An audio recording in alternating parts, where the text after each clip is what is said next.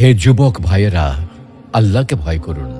ওই ভয়াবহ দিবসের কথা স্মরণ করুন, যেদিন আপনার জীবনে সব সুখ ও আনন্দ বিলাসকে ধূলিসাৎ করে দেবে। সেই দিনের কথা স্মরণ করুন, যেদিন আপনি হবে নির্জন কবরের একা বাসিন্দা।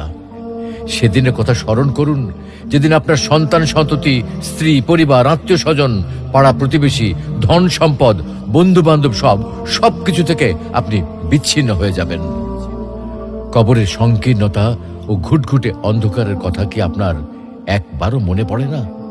কবরের বিভীষিকাময় ও ভয়ঙ্কর অবস্থা কি আপনার স্মরণ হয় না? কবরের শাস্তির ভয় কি আপনার অন্তরাত্মা প্রকম্পিত হয় না? মুনকার নাকির ফেরেশতার দয় প্রশ্নের সঠিক জবাব কি আপনি দিতে পারবেন? একথা একবারও কি ভেবেছেন? অনুরূপভাবে কবরের অপুরন্ত সুখ ও অনাবিল শান্তির কথা কখনো কি আপনার হৃদয় পটে জাগ্রত হয় না?